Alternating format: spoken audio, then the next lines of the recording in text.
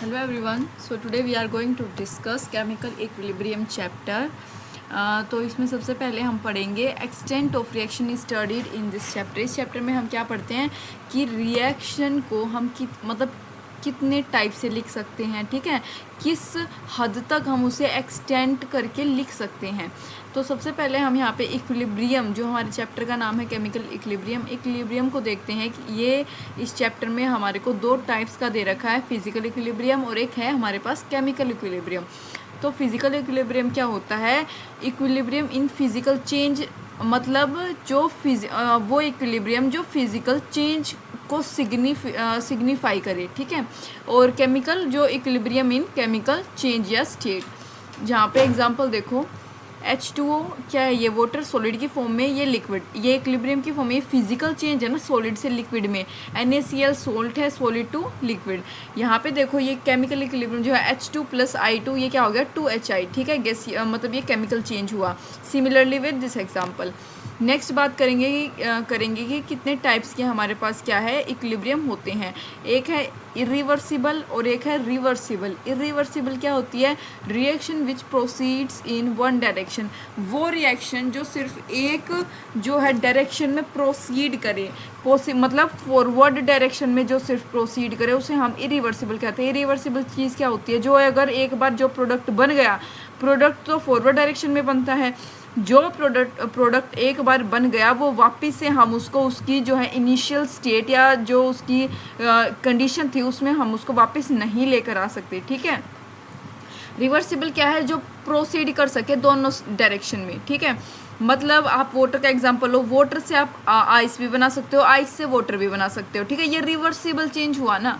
तो यही चीज़ है कि रिवर्सिबल क्या है? जो दोनों डायरेक्शन में प्रोसीड कर सके। ये रिएक्टेंट टू प्रोडक्ट, इसमें देखो ये हम सिंगल एरो का साइन इरिवर्सिबल में यूज़ करते हैं, जबकि रिवर्सिबल में हम ये ऐसे यूज़ करते हैं, ठीक है। रिएक्टेंट टू प्रोडक्ट, ये क्या है? Do not attain equilibrium state, ये इक्विलिब्रियम स्टेट को अटेन नहीं करता, ठीक है। ऑब्वियसली जब एक जो चीज़ बन गई सो बन गई, तो उसमें मतलब कोई इक्विलिब्रियम वाली जो है कंडीशन वो अटेन कर ही नहीं पाएगा, जबकि ये क्या है? Attain equilibrium state reversible. ये रिवर्सिबल क्या है? ये एक ओपन वेसल में जो है इरिवर्सिबल रिएक्शन टेक प्लेस मतलब होती है, और रिवर्सिबल क्या है? क्लोज्ड वेसल में। एग्जांपल देखो पीपीटी रिएक्शन AgNO3 NaCl, मतलब ये बन गया न्यूट्रलाइजेशन रिएक्शन, ये 2KClO3 वाली, ठीक है। ये इसमें जो हम पढ़ते हैं क्या? Homogeneous, only one phase is present. Homogeneous वो होते हैं जिसमें सिर्फ एक ही फेज प्रेजेंट हो, जैसे यहाँ पे खाली गैस फेज की बात की गई, ठीक है। ये सारी रिएक्शन आपको पढ़नी है, याद रखनी है। यहाँ पे लिक्विड फेज की बात करी गई, यहाँ पे सॉलिड फेज की। ये रिएक्शन दे रखी है ओपन वेसल में जो हमारी होती हैं, ठीक है। नेक्स्ट है ये हमारा इसी का है अपना रिवर्सिबल का ही हेट्रोजीनियस। हेट्रोजीनियस क्या है? जिसमें दो या दो से ज़्यादा फेज प्रेजेंट होते हैं, ठीक है। ये क्लोज्ड वेसल में होती हैं ये दोनों, यहाँ पे ये दोनों रिएक्शन आप पढ़ लें। नेक्स्ट बात करें रिवर्सिबल रिएक्शन को और अच्छे से देखते हैं, ठीक है, और अच्छे से समझते हैं इसको, जो केमिकल इक्विलिब्रियम का पार्ट है। मान लो ये हमारे पास रिएक्टेंट है, इससे प्रोडक्ट बना, ठीक है। रिवर्सिबल के को हम इस साइन से ऐसे इन एरो से हम डिनोट करते हैं, हम जानते हैं। इनिशियली जो R1 है और R2 प्रेजेंट है यहाँ पे, ठीक है। When R1 and R2 react, जब R1 और R2 रिएक्ट करते हैं वो प्रोडक्ट P1 और P2 फॉर्म करते हैं, ठीक है। As soon as P1 and P2, जैसे ही प्रोडक्ट 1 और प्रोडक्ट 2 फॉर्म होते हैं वो अपनी बैकवर्ड डायरेक्शन स्टार्ट कर देते हैं, ठीक है। अब क्या हुआ यहाँ पे? ये रिएक्टेंट बना, ये रिएक्टेंट था, इन रिएक्टेंट ने आपस में जो है अपना रिएक्ट किया, इससे ये प्रोडक्ट हमारे पास बन गया। जैसे ही ये प्रोडक्ट बनते हैं, मतलब जैसे ही बनते हैं ये अपनी बैकवर्ड यानी रिएक्टेंट की तरफ रिएक्शन ही स्टार्ट कर देते हैं, ठीक है। इससे क्या होगा कि जो रेट ऑफ फॉरवर्ड रिएक्शन है, फॉरवर्ड यानी ये प्रोडक्ट साइड वाला, वो कम हो जाएगा, क्योंकि अब रिएक्शन क्या है? बैकवर्ड रिएक्ट करने लग गई है दोबारा, यानी इस साइड रिएक्टेंट की साइड बैकवर्ड। फॉरवर्ड का कम हो जाएगा and rate of backward reaction increases, जहाँ पे कि हम क्या लिख सकते हैं? RF = RB, यानी reaction forward = reaction backward. Equilibrium तो यही चीज़ होती है कि भाई इक्वल हो, जिसमें देन रिएक्शन अटेन्स इक्विलिब्रियम, ठीक है।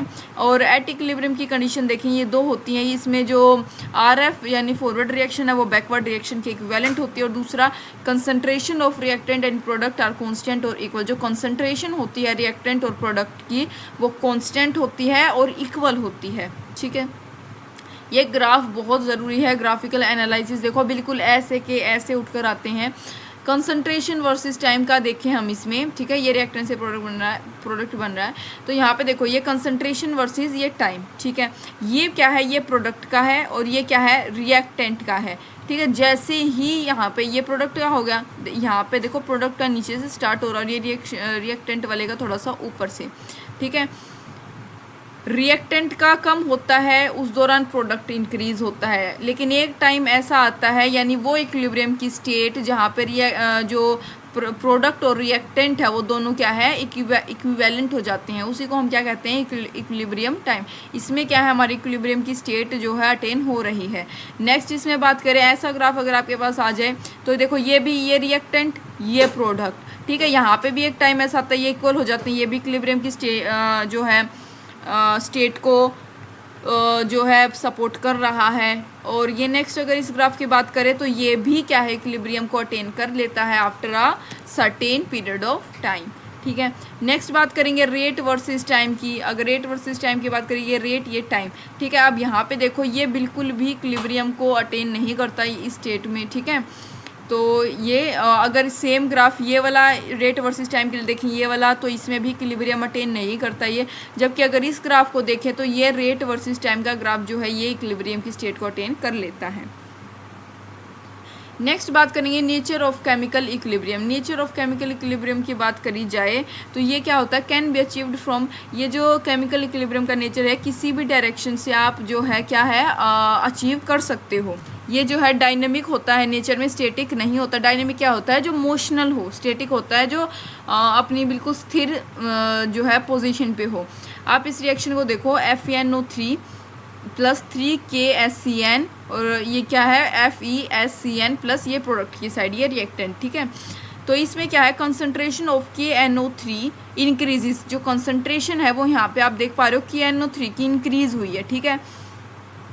अगर यहाँ पे कंसंट्रेशन जो है KNO3 की इंक्रीज हुई तो ये जो ब्लड रेड कलर है, ये जो प्रोडक्ट वाला साइड है ये हमें देता है ब्लड रेड कलर, ठीक है। ये रिएक्शन हमें क्या देती है, ब्लड रेड कलर। तो जो इंटेंसिटी होगी किसकी, कलर की, वो क्या होगी, डिक्रीज हो जाएगी। अगर KNO3 की कंसंट्रेशन बढ़ी तो इंटेंसिटी कलर की डिक्रीज होगी। अगर कंसंट्रेशन FeNO3 की बढ़ी तो इंटेंसिटी जो है क्या है, कलर की इंक्रीज होगी, ठीक है। नेक्स्ट बात करें पॉजिटिव कैटलिस्ट। हमारे जो है कैटलिस्ट, आपने पहले भी चैप्टर में पढ़ा होगा कैटलिस्ट क्या होता है। कैटलिस्ट जो है रिएक्शन को रिएक्शन की जो है जो रिएक्टिविटी होती है उसको बढ़ाने या घटाने का काम करती है, ठीक है। तो यहाँ पे दो प्रकार के कैटलिस्ट होते हैं, एक होता है पॉजिटिव, एक होता है नेगेटिव। पॉजिटिव कैटलिस्ट क्या है, इंक्रीज कर देता है रेट ऑफ रिएक्शन को, जबकि नेगेटिव कैटलिस्ट क्या है, डिक्रीज करता है रेट ऑफ रिएक्शन को। नेक्स्ट बात करें, equilibrium can be observed by constancy of some observable properties like colour, pressure, concentration, temperature etcetera, ठीक है। नेक्स्ट बात करें, equilibrium can be affected by changing. Equilibrium affect हो सकता है अगर कौन से फैक्टर चेंज हो, जैसे pressure, temperature, concentration, volume change हो तो, ठीक है। ये लेट चैटलियर्स प्रिंसिपल होता है जिसको हम आगे पढ़ेंगे डिटेल में, ठीक है। नेक्स्ट बात करें, law of mass action by Guldberg and Waage, ठीक है। इस लॉ की बात करें, इसके अकॉर्डिंग क्या होता है, रेट जो है वो डायरेक्टली प्रोपोर्शनल होता है एक्टिव मासेस ऑफ रिएक्टेंट के। रेट किसके प्रोपोर्शनल है, directly active masses of reactant, जिसको हम ऐसे जो है इन ब्रैकेट से डिनोट करते हैं। एक्टिव मास क्या होता है, is equal to concentration into mole upon litre, ठीक है। लो, अब इसका लो पढ़ते हैं, ठीक है। रेट ऑफ केमिकल रिएक्शन, जो रेट ऑफ केमिकल रिएक्शन होता है वो डायरेक्टली प्रोपोर्शनल होता है product of active masses of reactant to the power of respective stoichiometric coefficient. अब आपको इससे समझ ना आया हो, अब यहाँ आपको समझ आएगा। ये अल्फा, ये रिएक्शन आपके पास दे रखी है, ठीक है।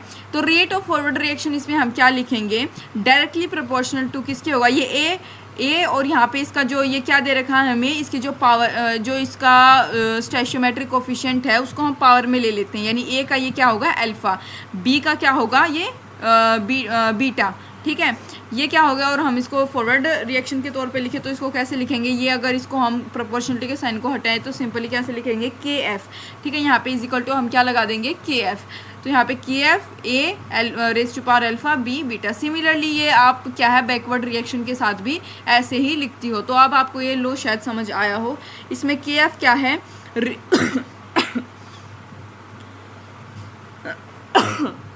सॉरी के एफ क्या है, रेट कांस्टेंट और specific reaction rate for forward reaction. ये रेट कांस्टेंट या फिर स्पेसिफिक रेट रिएक्शन रेट होता है फॉरवर्ड के लिए, और सिमिलर ये जो बी आ गया ये बैकवर्ड रिएक्शन के लिए। ठीक है, अब बात करें different types of equilibrium constant के। डिफरेंट टाइप्स की बात करें तो आपके पास सबसे पहले जो फॉर्मूला आपको याद रखना है वो ये होता है K C is equal to के एफ अपॉन के बी। ठीक है, के सी क्या है, इक्विलिब्रियम कांस्टेंट होता है, इज इक्वल टू फॉरवर्ड जो अभी हमने रेट कांस्टेंट पढ़ा, अभी देखा हमने ये लिखी हुई ऊपर, फॉरवर्ड जो है rate constant upon backward rate constant.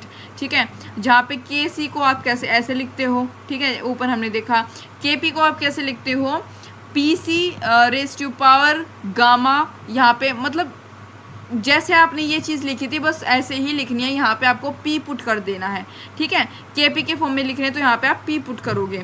यहाँ पे अगर के एक्स के फॉर्म में बात करी जाए तो आप इसको कैसे लिखते हो, एक्स यहाँ पे लगा देते हो। ठीक है, बाकी सिमिलरली ही रहेगा। ये ऊपर आप क्या लिखते हो, फॉरवर्ड वाली रिएक्शन यानी प्रोडक्ट, और नीचे क्या है, रिएक्टेंट। ठीक है, अगर इसकी यूनिट की बात करें के सी की तो आपके पास ये यूनिट होती है K C is equal to M raise to power delta N G, और इसकी क्या है A T M raise to power delta N G, और ये क्या है के एक्स यूनिटलेस होता है।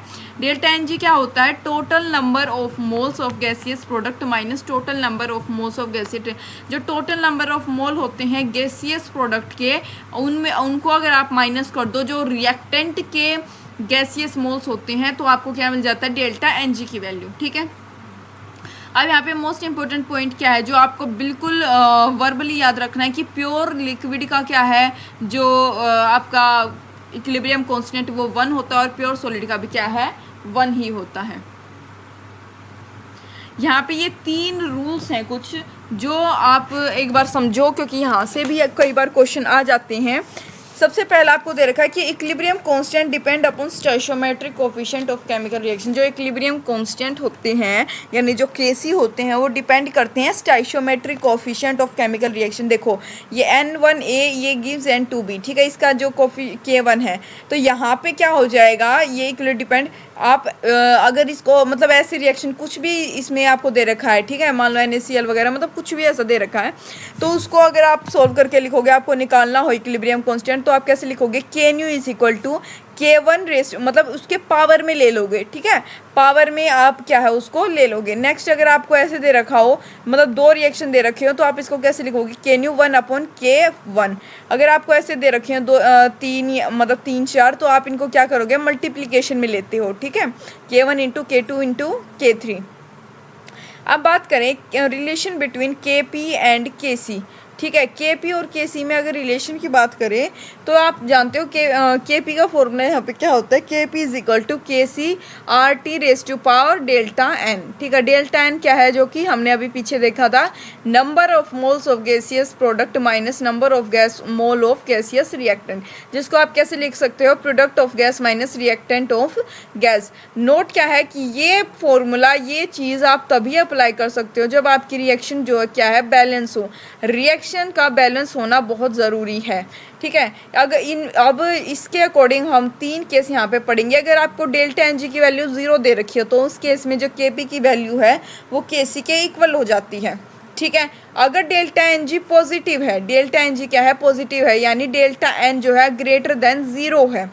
ठीक है, तो उस केस में जो है आपकी Kp की वैल्यू क्या है, ग्रेटर देन होती है किससे, Kc से, और Rt ऑल्सो ग्रेटर देन 1। अगर केस 3 की बात करी जाए जिसमें डेल्टा एन जी की वैल्यू क्या हो, नेगेटिव हो, यानी 0 ज़्यादा हो, तो उस केस में आपका जो है Kc क्या होगा, ग्रेटर देन क्या होगा, Kp के। ठीक है, यहाँ पे अगर आपका Kp देखो ये इस फॉर्मूले के अकॉर्डिंग ये सारी चीज़ें यहाँ पे लिखी गई हैं। नेक्स्ट अगर हम बात करें calculation of Kc and Kp, Kc और Kp कैलकुलेशन की बात करी जाए तो बिल्कुल आपको 2 कंसेप्ट माइंड में रखनी है, उसी से सॉल्व हो जाएगा। सबसे पहला क्या है, इनिशियल सिचुएशन आपको पता होनी चाहिए। इनिशियल सिचुएशन की इन्फॉर्मेशन जो टाइम 0 पे होती है, और इक्विलिब्रियम जो है सिचुएशन का आपको पता होना चाहिए। ये इन दोनों की मदद से ही आप जो है पूरा न्यूमेरिकल पूरा क्वेश्चन सोल्व कर सकते हो। जैसे ये आपके पास रिएक्शन दे रखी है, इसमें जो है a 0 टाइम्स 0 पे ये इक्विलिब्रियम की कंडीशन यानी a minus x 2x at equilibrium time, जहाँ पे x क्या है एक्सटेंट ऑफ डिसोसिएशन और अल्फा क्या होता है डिग्री ऑफ डिसोसिएशन।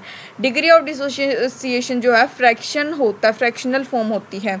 तो यहाँ पे आपके पास क्या फॉर्मूला आता है total dissociate moles of reactant upon total initial mole of reactant, यानी आप क्या लिख सकते हो इसके according alpha is equal to X upon A. X क्या है total dissociate mole of reaction, जितने मोल जो है रिएक्टेंट के डिसोसिएट हुए, यहाँ पे एक्स ही तो हुए थे ना, और अपॉन टोटल इनिशियल मोल कितना है ए, ठीक है। और हमेशा जो है डिग्री ऑफ डिसोसिएशन की वैल्यू 0 to 1 ही वेरी करती है।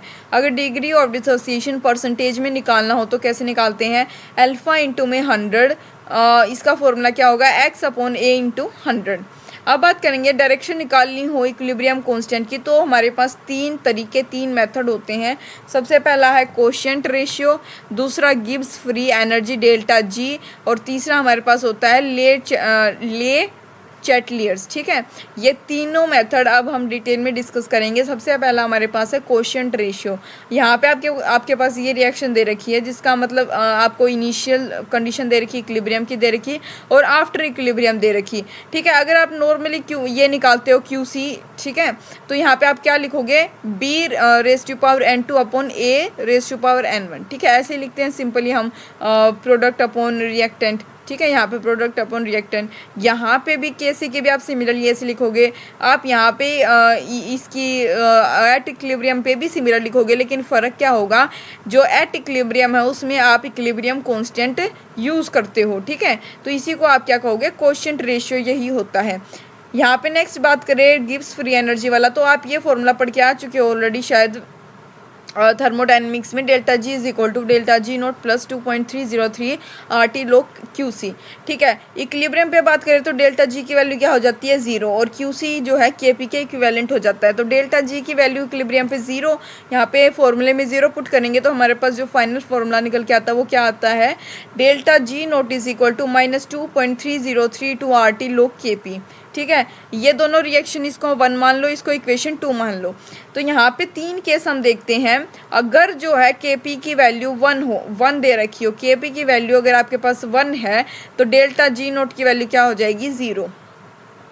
KP जो है ग्रेटर देन 1 है तो डेल्टा जी की वैल्यू क्या होती है नेगेटिव आती है, ग्रेटर देन 1 होगा नेगेटिव आएगी, ठीक है।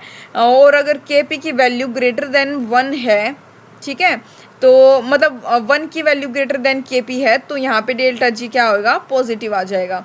और अगर जो अब हमने यहाँ पे इक्वेशन ली थी 1 और 2, यहाँ पे अगर हम पुट कर दे value of delta G note put in equation 1, तो यहाँ पे आपके पास जो फाइनल फॉर्मूला आता है वो क्या आता है delta G is equal to 2.3032 RT log QC upon KP। इसमें भी 3 केस है। सबसे पहला केस है डेल्टा जी अगर आप 0 ले लो तो वो इक्विलिब्रियम की कंडीशन हो जाती है, उसमें आपका QC जो है KP के इक्विवेलेंट हो जाएंगे, यानी कोशेंट जो आपका कोशेंट कांस्टेंट है वो जो है KP के इक्विवेलेंट हो जाता है।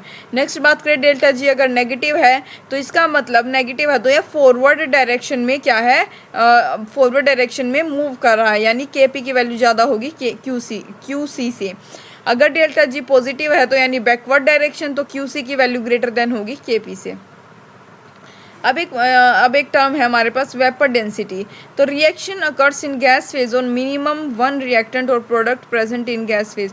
इसका क्या मतलब है, ये जो रिएक्शन है हमेशा गैस फेज में होती है और मिनिमम एक रिएक्टेंट या एक प्रोडक्ट जो है हमेशा गैस फेज में प्रेजेंट होता है। जैसे आपके पास ये रिएक्शन है A गिव्स NB, ये रिएक्टेंट ये प्रोडक्ट, ठीक है। यहाँ पे आपको दे रखी है इसकी इनिशियल सिचुएशन ये इक्विलिब्रियम वाली, यहाँ पे वेपर डेंसिटी यहाँ मान लो कैपिटल D, यहाँ पे इक्विलिब्रियम पे स्मॉल d। कैपिटल D मान लो वेपर डेंसिटी का फॉर्मूला क्या होगा मोलिकुलर वेट अपॉन 2, और अगर मोलिकुलर वेट को बाहर निकालें तो आ जाएगा हमारे पास वेपर डेंसिटी इंटू 2। तो यहाँ पे वेपर डेंसिटी हमको D दे रखी है, D is equal to molecular weight of किसका A की बात हो रही है अपॉन 2।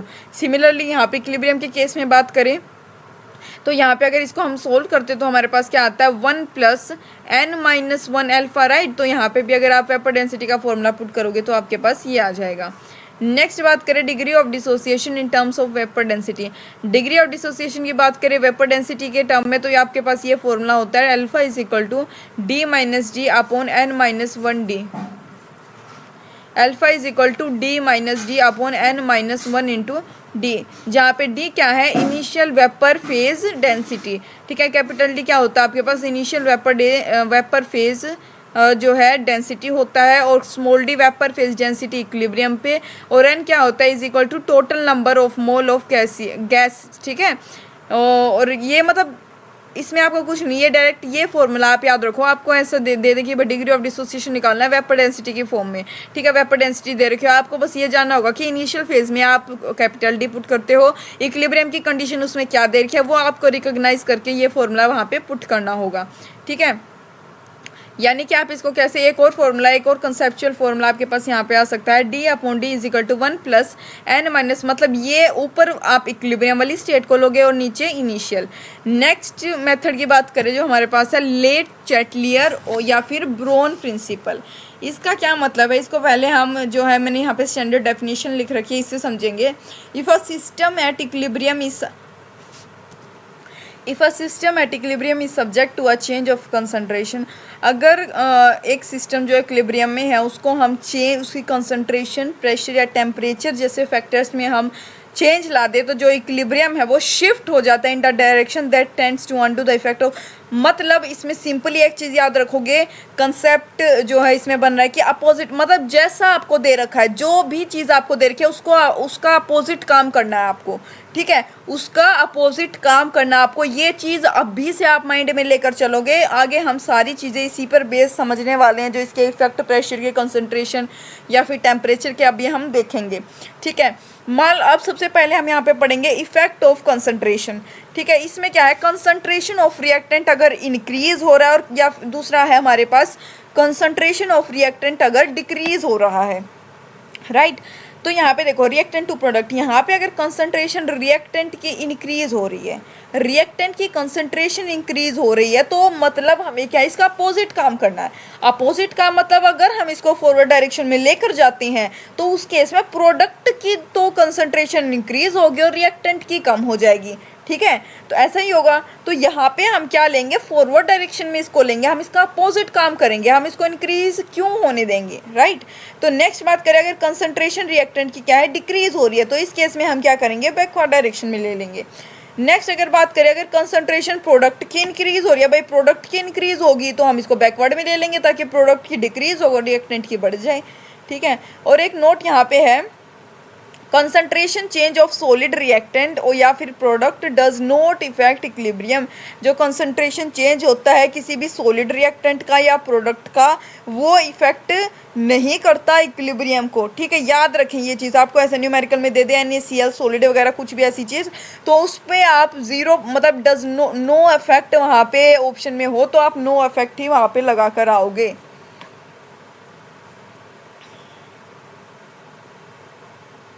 नेक्स्ट बात करें इफेक्ट ऑफ टेम्परेचर की। इफेक्ट ऑफ टेम्परेचर में हम दो केस पढ़ेंगे। सबसे पहला केस हमारे पास है एंडोथर्मिक का, यानी डेल्टा एच की वैल्यू 0 हो। इस केस में अगर आपका टेम्परेचर इंक्रीज हो रहा है या फिर टेम्परेचर डिक्रीज हो रहा है तो क्या होगा, टेम्परेचर इंक्रीज हो रहा है तो उस केस में आपकी जो रिएक्शन है वो फॉरवर्ड डायरेक्शन में मूव करेगी। ठीक है, और टेम्परेचर डिक्रीज हो रहा है तो बैकवर्ड में। ठीक है, टेम्परेचर इंक्रीज होगा तो फॉरवर्ड और टेम्परेचर डिक्रीज होगा तो बैकवर्ड। एक्सोथर्मिक में सीधा मतलब ठीक इसका उल्टा आप यहाँ पे अप्लाई करोगे, टेम्परेचर इंक्रीज हो रहा है तो बैकवर्ड डायरेक्शन, टेम्परेचर डिक्रीज है तो फॉरवर्ड डायरेक्शन। ठीक है, effect of temperature in equilibrium constant. अगर इफेक्ट ऑफ टेम्परेचर की बात करें इक्विलिब्रियम कांस्टेंट में, तो ये आपको मान लो ऐसे दे रखा है, T1 के गिव्स K1 और T2 के गिव्स K2। ठीक है, तो यहाँ पे और टेम्परेचर 2 आपको दे रखा है ग्रेटर देन टेम्परेचर 1, तो यहाँ पे आप क्या फॉर्मूला लगाते हो, लो K2 upon K1 is equal to delta H. ये वाला फॉर्मूला आप वहाँ पे यूज़ करते हो, जहाँ पर K1 और K2 क्या है, इक्विलिब्रियम कांस्टेंट होता है एट टेम्परेचर, और डेल्टा एच क्या है, इंथैल्पी ऑफ रिएक्शन। ठीक है, टेम्परेचर ये दे रखा, तो आप क्या लिख सकते हो, delta H is equal to EA forward minus EA backward. Equilibrium constant increasing of temperature for endothermic reaction. हमेशा जो इक्विलिब्रियम कांस्टेंट होता है वो इंक्रीज करता है अगर हम उसके टेम्परेचर को इंक्रीज कर दें किसी भी एंडोथर्मिक रिएक्शन के केस में। ठीक है, अब इसमें भी हम क्या है 3 केस यहाँ पे पढ़ेंगे।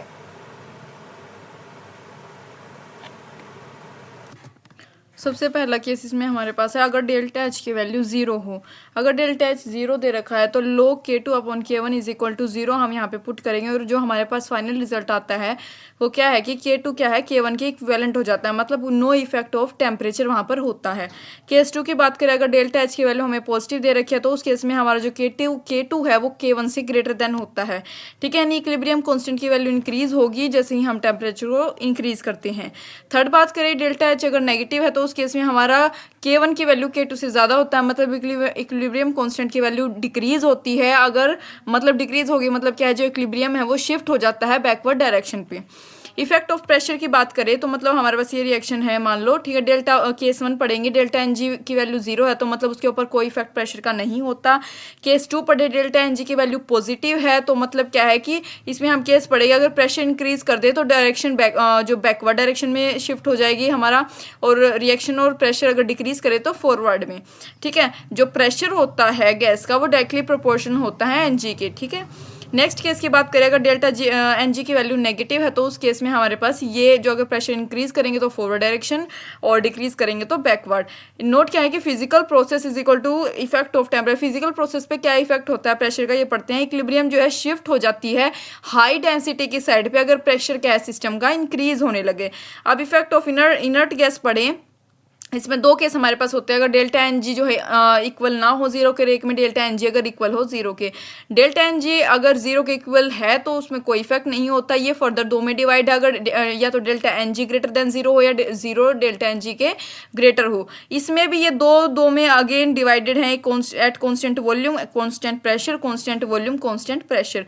तो यहाँ पे देखो, इन चीज़ों को समझने के लिए हम यहाँ पे देखते हैं, हमारे पास ये रिएक्शन है, ये फॉर्मूला होता है। हम इस मतलब ऐसे भी लिखते हैं हम फॉर्मूले को, अगर वॉल्यूम को हम यहाँ पे कांस्टेंट कर दें तो कोई इफेक्ट पड़ेगा ही नहीं भाई, ठीक है, डेल्टा एन जी पे। तो यहाँ पे दोनों में क्या है, नो इफेक्ट होगा अगर वॉल्यूम कांस्टेंट हो। तो अगर प्रेशर कांस्टेंट कर दे, अगर एन जी की डेल्टा एन जी की वैल्यू ग्रेटर देन 0 है तो उस केस में हमारा क्या है, ये फॉरवर्ड डायरेक्शन मूव करेगा। देखो हमने प्रेशर को कांस्टेंट कर दिया तो एन टी की वैल्यू क्या हो रही है, डिक्रीज होगी, ठीक है, और ये के पी की वैल्यू क्या हो जाएगी, इंक्रीज, ठीक है। इसका मतलब ये क्या है, हमारा फॉरवर्ड। और नेक्स्ट अगर देखो ये नेगेटिव ले लें तो हमारा ये ऐसे, हमारे पास ये फॉर्मूला निकल के आता, और ये पॉजिटिव में ऐसे, यानी ये बैकवर्ड डायरेक्शन, ये फॉरवर्ड डायरेक्शन, ठीक है। तो इसी के साथ हमारे ये चैप्टर कंप्लीट हो गया है। उम्मीद है आपको कुछ समझ आया होगा, आपको ये जो है नोट्स थोड़े हेल्पफुल लगे आपके लिए। तो थैंक यू फॉर वॉचिंग।